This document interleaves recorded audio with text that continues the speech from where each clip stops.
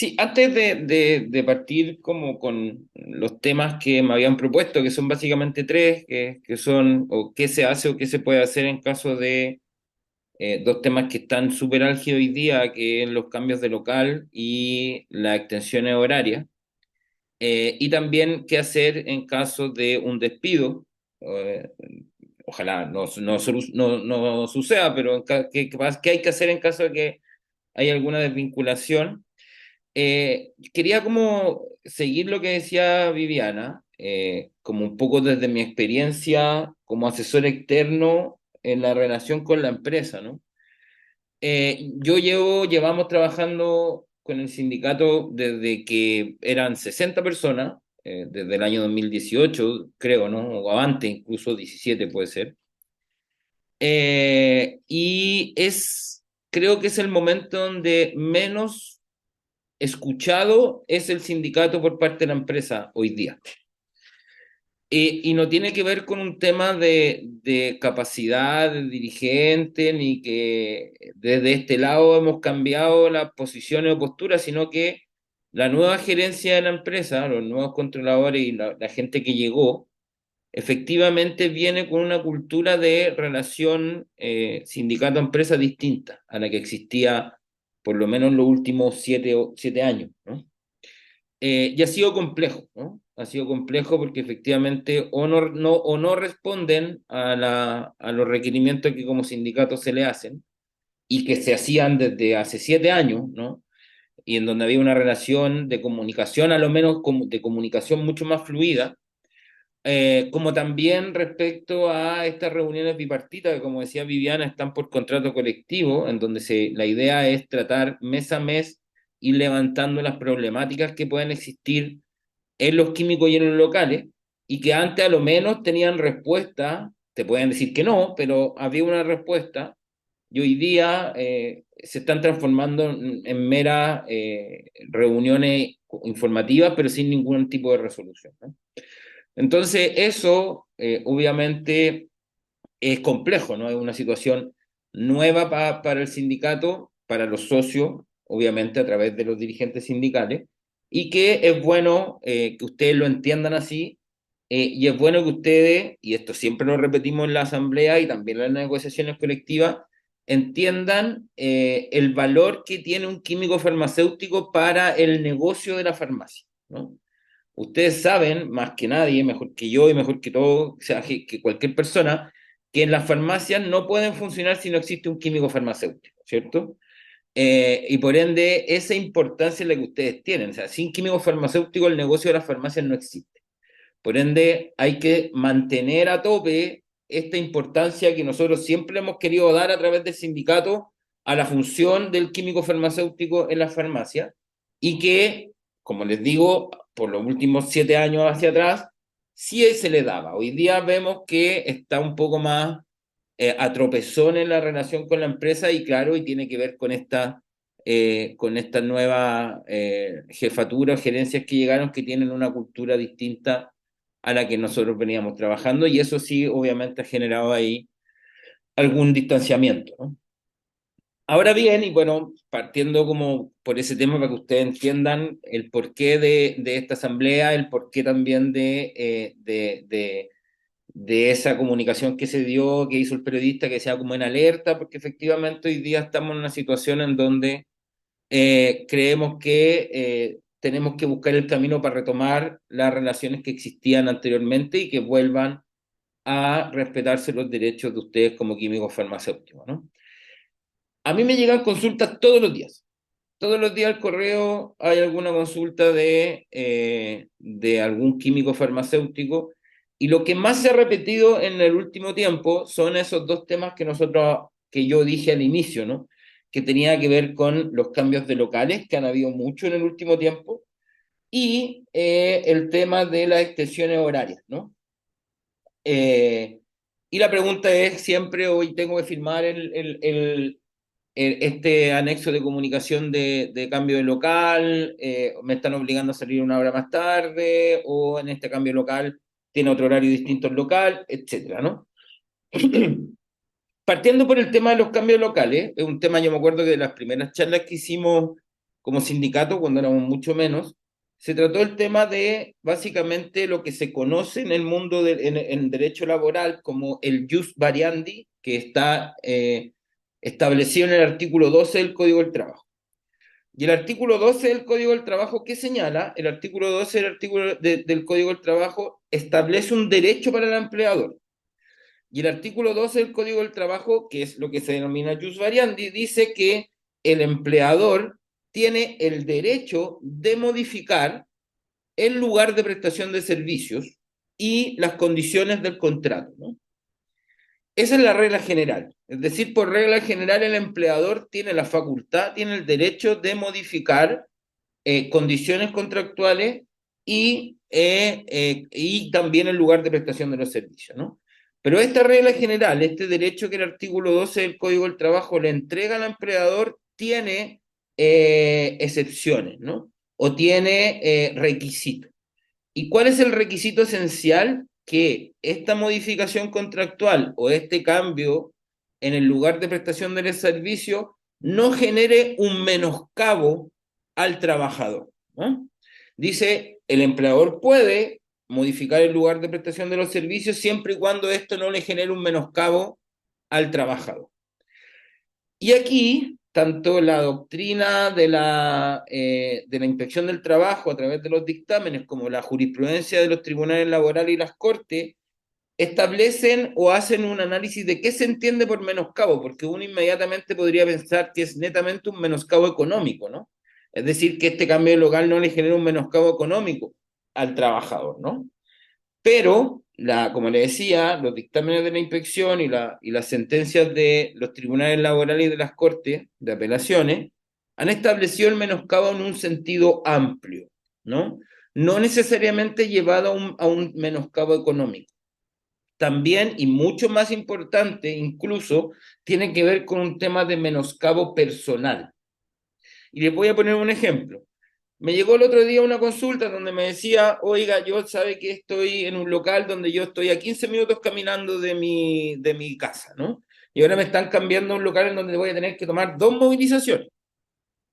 Y me voy a demorar no 15 minutos caminando, sino que me voy a demorar 45 minutos en estas dos movilizaciones que tengo que tomar.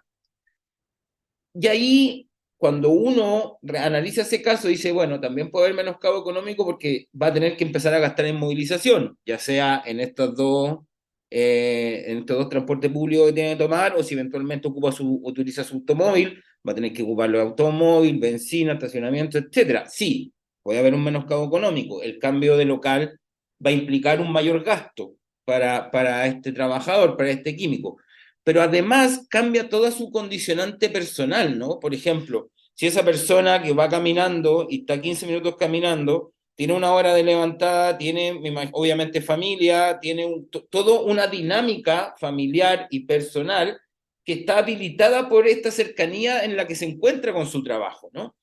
Y esta situación de que la cambien a un lugar en donde va a tener que levantarse una hora antes, quizás no va a poder pasar a dejar al hijo al colegio o al jardín, o toda su dinámica familiar y personal de la mañana va a cambiar si es un menoscabo personal, ¿no?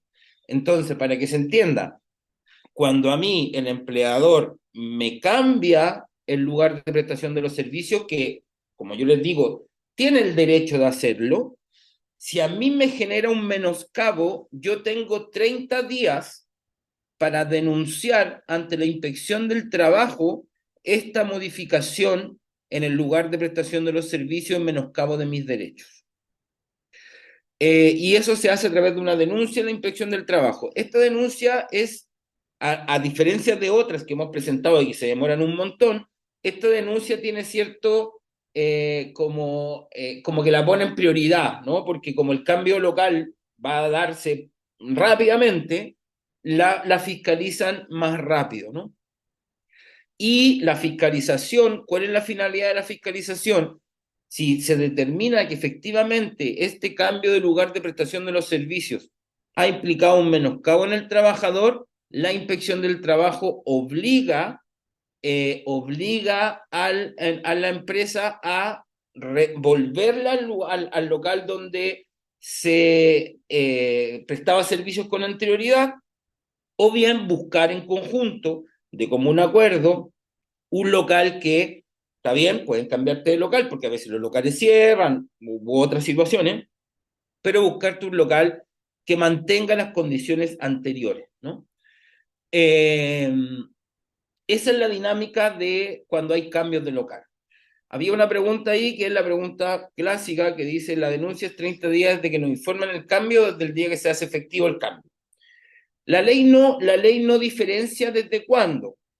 Lo que, de nuevo, la doctrina de los dictámenes la jurisprudencia de los tribunales ha establecido que tiene que haberse producido el cambio, ¿no? O sea, yo tengo que haber estado en la situación de menoscabo para yo poder denunciar. Por ende, ahí se entiende que es 30 días desde que se hizo efectivo el cambio. De todas formas, hay socios químicos que han presentado la denuncia ahora, antes de que se materialice el cambio, como ganando tiempo, ¿no? Porque eventualmente igual la fiscalización va a durar hasta los primeros días del cambio, ¿no? También se puede, como le digo, no hay una norma que diga, no, se tiene que hacer los 30 días son desde tal fecha, no. Pero dice 30 días desde este tema del cambio. Yo asumo interpreto, y según lo que yo he estudiado, los 30 días deberían contarse desde que se materializa el cambio. Usted va a tener que ir al local donde la cambiaron, ahí va a poder denunciar el primer día o el segundo día, y ahí se va a realizar la fiscalización. Pero estamos probando en esta nueva figura que yo les comenté, que cuando le avisan, sí poder denunciar igual, ¿no? A ver qué es lo que se pueda resolver. Así que es lo que estamos probando, como insisto, como la inspección del trabajo, si bien tiene prioridad esta denuncia, igualmente están atareados, estamos probando desde la comunicación. Yo normalmente, como les digo, interpretaba que era desde que se materializaba el cambio desde el primer día en que ustedes ya estaban prestando servicio en el local nuevo, pero, y le repito, disculpe si soy reiterativo, ahora estamos probando desde ahora, desde que le comunican, a ver cómo resultan esas denuncias. Eso respecto del cambio local, ¿no? Para que quede claro, vamos a hacer un resumen, a usted le comunican el cambio local, se materializa el cambio local, denuncia por jus variandi, artículo 12 del Código del Trabajo, modificación del lugar de prestación de los servicios, menoscabo de mis derechos, menoscabo en el sentido amplio, no necesariamente en el sentido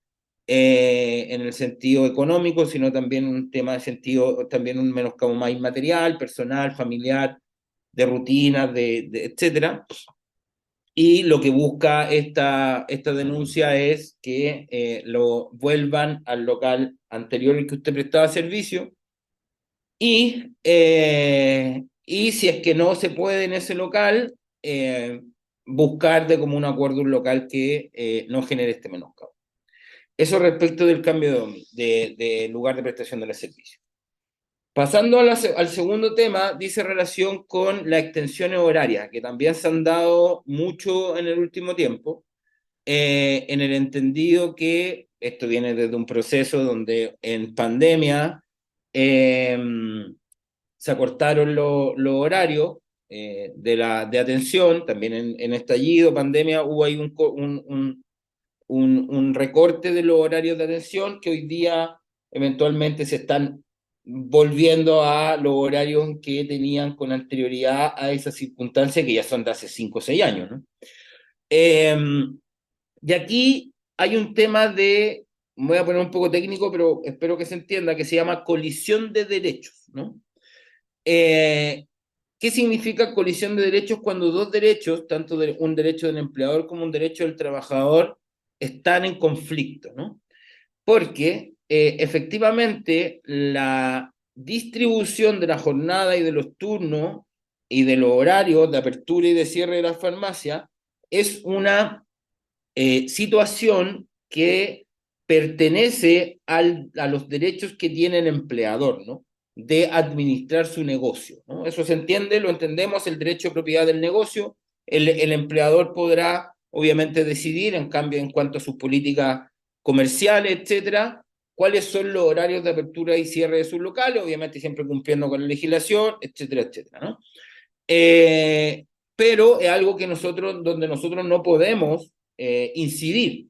Nosotros no podemos en una negociación colectiva incidir a que todos los locales tengan que cerrar a las 20 horas, más tardar, excepto los locales de urgencia o los locales de 24 horas, ¿no?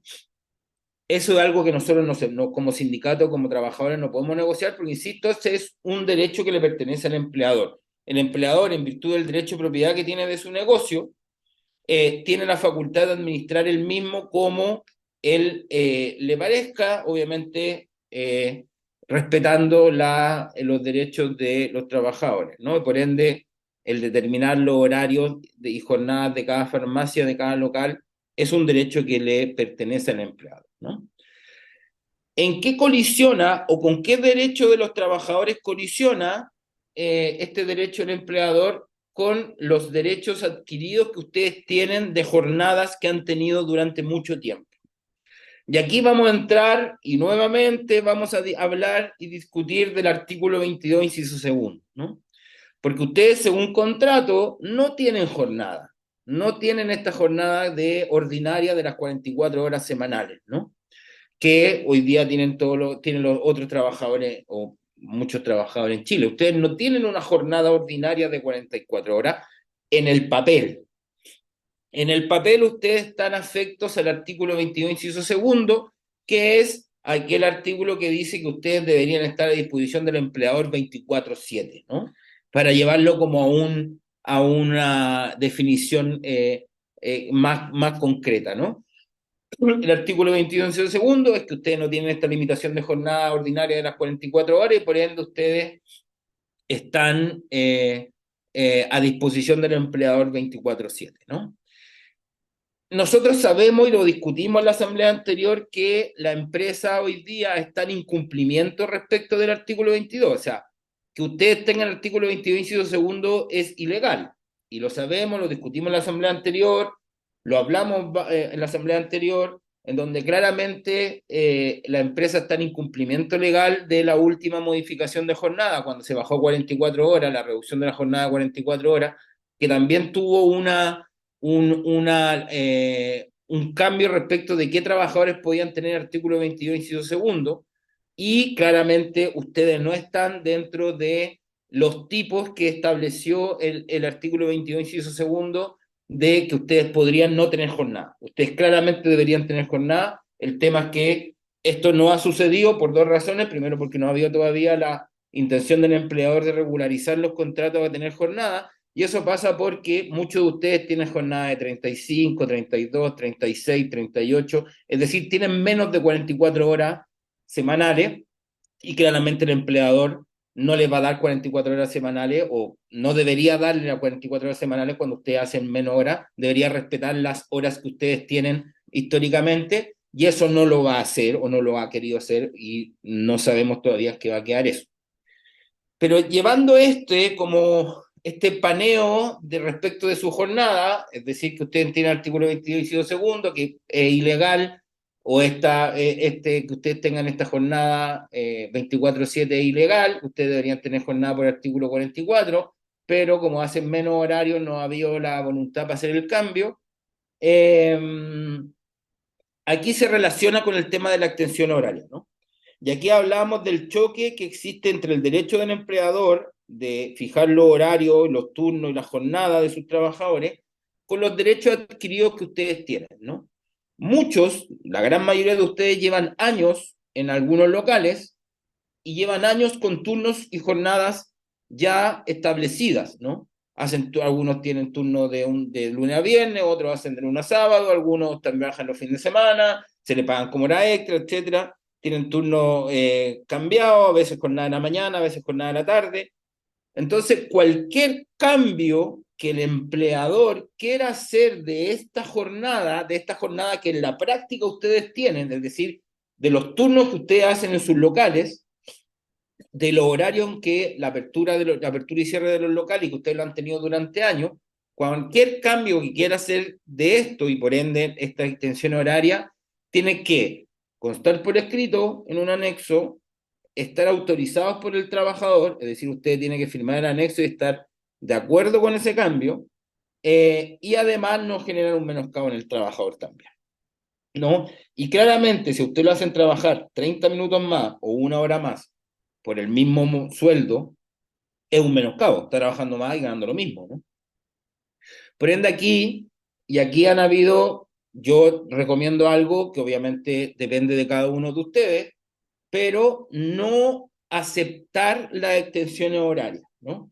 No aceptar los cambios de horario en los locales cuando ustedes han realizado por más de 6 meses seguidos, continuos, los turnos o jornadas que ya vienen realizando. La mayoría de ustedes la han realizado por mucho tiempo más hacia atrás, y por ende eso es un derecho adquirido que ustedes tienen, ¿no? Si ustedes, una vez que le comunican esta extensión horaria, dicen que no lo van a hacer, se produce ahí un conflicto con los zonales, y usted va y lo denuncia en la inspección del trabajo, y dice, ¿sabe qué? Me quieren hacer trabajar más, quieren ampliarme mi jornada. ¿Qué jornada tiene usted? Le va a preguntar el mediador o el fiscalizador de la inspección. No, tengo artículo 22, inciso segundo. Pero en la práctica, y ahí la idea es que ustedes puedan comunicarlo, en la práctica yo tengo una jornada de tal hora. Son 36 horas, son 40 horas, son 42 horas, son 32 horas, son las horas que usted haga, ¿no? Y esto lo vengo haciendo durante 5 años, 4 años, 1 año, 2 años, y esto ya es un derecho adquirido y por ende es una cláusula tácita de mi contrato. Además, el empleador está incumpliendo la ley y nos tiene con el artículo 22, inciso segundo, cuando para nuestro trabajo está prohibido. Hay un incumplimiento del empleador. Y no está respetando mi jornada o los turnos que yo hacía durante mucho tiempo y que es un derecho adquirido que yo tengo como trabajador. Entonces, lo que hablábamos al inicio, esta colisión entre el derecho del empleador de fijar los turnos, horarios, etcétera, de los locales, choca con el derecho del trabajador que tiene ya, que es una cláusula tácita de su contrato, al No haber vaya por el realizado los paquete turnos, mucho. al haber realizado los turnos, Seguime. jornada y horarios que ya lleva por más de 6 meses, ¿no? Y que, insisto, ustedes lo tienen mucho tiempo por lo general, ¿no? Y ahí, en caso de que el empleador quiera comunicar o les comunique que va a haber esta extensión horaria, ustedes tienen que saber que tienen el derecho de decirles, ¿sabe qué? Yo no estoy de acuerdo. Primero, esto tiene que ser una comunicación por escrito. No me puede comunicar por WhatsApp, el sonar, ni vaya a mi local y diga, oye, desde mañana vamos a empezar a cerrar a tal hora o desde 2 semanas más vamos a empezar. No, tiene que ser por escrito, un anexo de contrato. Si yo no estoy de acuerdo con ese anexo de contrato, no tengo la obligación de firmarlo. Y si no tengo la obligación de firmarlo, por ende, no puede modificarme la jornada.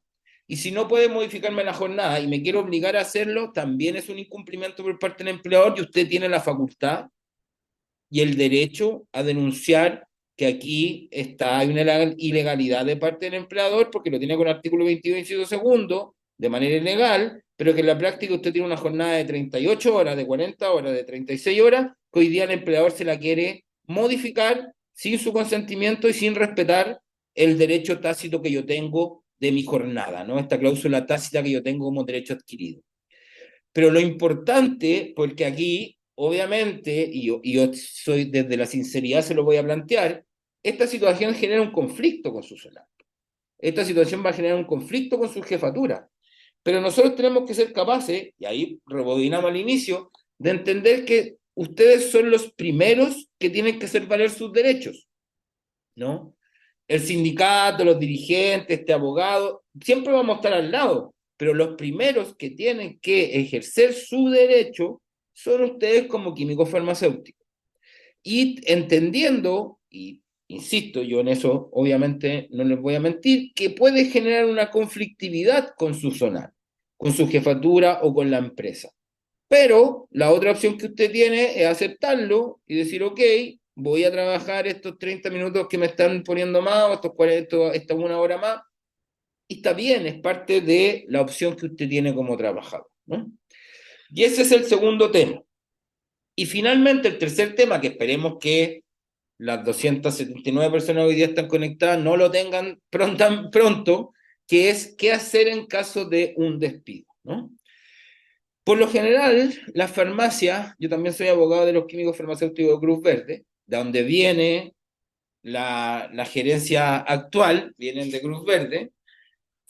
Por lo general, en las farmacias, cuando quieren despedir a un trabajador o una trabajadora, las despiden por necesidades de la empresa, ¿no? Y ahora, eventualmente, lo están despidiendo también por una causal que se llama desahucio. Ambas causales están establecidas en el mismo artículo del Código del Trabajo, en el artículo 161, inciso primero es necesidades de la empresa, inciso segundo es desahucio del empleador al trabajador. En ambas causales, eh, lo más, en lo que se asemeja es que en ambas causales te pagan los años de servicio, el tope legal de los 11 años, con el tope legal de las 90 UF de las indemnizaciones, te pagan los años de servicio, te pagan el mes de aviso, te van a pagar el feriado legal y proporcional que estará pendiente, y te descuentan lo que el empleador aportó al seguro de cesantía, ¿no? La cotización del seguro de cesantía es una cotización, es un pozo que aporta un porcentaje el trabajador y aporta un porcentaje el empleador. ¿Qué dice la ley? La ley dice que si el empleador despide a un trabajador por necesidades de la empresa o por desahucio, al momento de la firma del finiquito puede descontar el monto que aportó el empleador a este seguro de cesantía, porque eventualmente el trabajador ese monto lo cobra después con el seguro de cesantía, ¿no? Y a veces mucha plata, o sea, yo he visto descuentos de seguro de cesantía por 7 millones, 8 millones de pesos que le descuenta el empleador del finiquito, ¿no? Y ahí usted, al momento que lo despidan por necesidades de la empresa o desahucio, lo que nosotros como sindicato recomendamos es que al momento de firmar el finiquito, este finiquito se firme con reserva de derechos.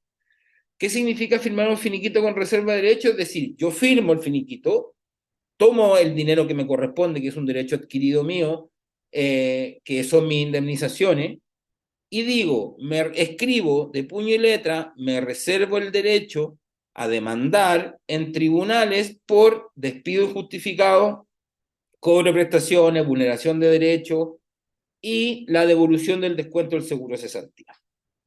¿Por qué? Porque cuando a usted lo despiden por necesidades de la empresa o por desahucio, si bien le pagan los años de servicio, el tope de los 11 años con 90 UF, sí, siempre es posible que usted demande que existe despido injustificado. ¿Y qué se demanda cuando existe despido injustificado? Se demandan dos cosas. Un recargo legal del 30% de la indemnización por años de servicio que le pagaron, es decir, si usted tenía 11 años de servicio y ganaba 1 millón de pesos, y le pagaron 11 millones de pesos por indemnización por año de servicio, si yo demando despido injustificado, puedo cobrar el 30% de esos 11 millones, es decir, 3.300.000 pesos más. Y además pido que se le devuelva el descuento que le hizo el empleador del seguro de cesantía. Porque si bien la ley faculta al empleador a descontarlo en un finiquito cuando es por necesidad de la empresa o desahucio, la misma ley dice en caso de que se declare que el despido es injustificado, el empleador tiene que devolver. Por ende, si, insisto, ojalá que ninguno de los socios que está acá tenga que pasar por ese momento ahora ni en mucho tiempo, pero si lo llegasen a despedir, los pasos a seguir son firmar el finiquito con reserva de derecho y luego demandar por despido injustificado, que lo hacen conmigo, en donde se demanda el recargo legal de un 30% y la devolución del descuento del seguro social.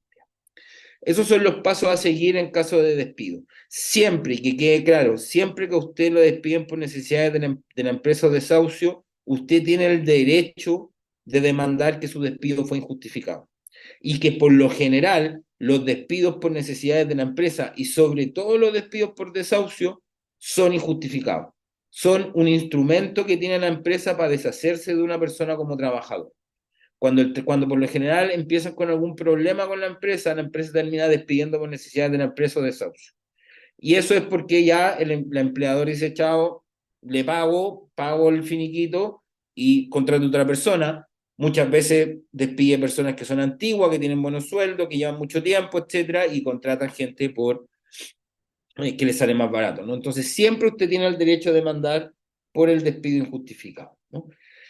Y eso, esos eran los tres temas que íbamos a tocar hoy día. Agradezco la atención y solo reiterarle que son ustedes los primeros que tienen que hacer valer sus derechos. que nosotros como los dirigentes sindicales o el sindicato y yo como abogado siempre estamos a disposición para recibir todas las dudas, todo lo que, cualquier cosa que pase, está correo abierto y teléfono abierto para las preguntas. Ya. Gracias, Rodrigo. Yo creo que fue una exposición bastante clara, corta, como habíamos pensado que se hiciera, por el hecho de que hay personas nuevas y que necesitan tener un panorama como bastante simple para entender un poquito en qué estamos, ¿ya? Yo creo que en resumen hay que tener en cuenta que al final somos los farmacéuticos los que vamos a decidir si aceptamos las cosas que nos pone delante la empresa o vamos a tener la capacidad de hacer valer nuestros derechos. Ya es una decisión personal, nosotros les damos las herramientas, les decimos lo que se puede hacer, lo que no se puede hacer, ¿no es cierto? Legalmente, lo que nos ampara, ¿no sé? Los tribunales o la inspección del trabajo y cualquier cosa que queramos consultar con nuestro abogado también ustedes lo pueden hacer, ¿ya? Pero como estábamos recibiendo tantas consultas respecto a estos tres temas, decidimos hacer esta asamblea para que ustedes sepan cómo actuar frente a cada caso.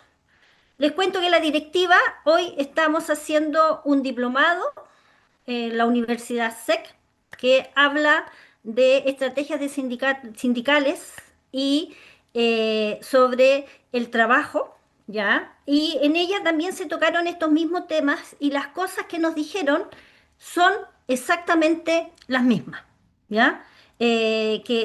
Por ejemplo, la extensión horaria es un cambio unilateral.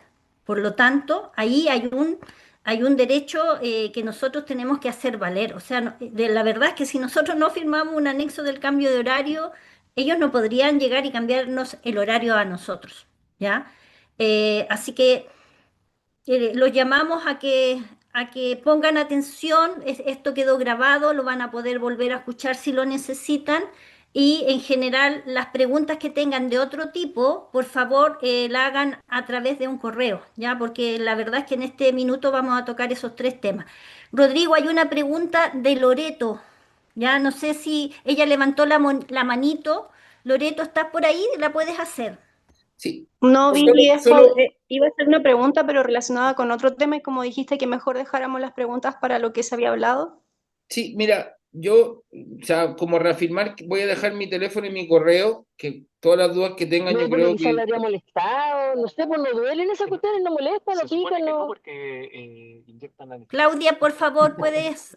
perdón, ap- pero voy a dejar de nuevo mi correo, yo sé que lo manejan y todo, pero, y el teléfono, así si hay duda, oh, lo puedo hacer en la arroba, ¿cómo se llama? Eh, Me escriben directamente y claro, y así evitamos que tema horario y otros temas que puedan salir, ¿no? Ujú, ya. Rodrigo, te agradecemos enormemente y le vuelvo a hacer el llamado a los colegas que por favor vamos a buscar un mecanismo por lo que vimos ahí. En realidad les pareció difícil firmar la carta.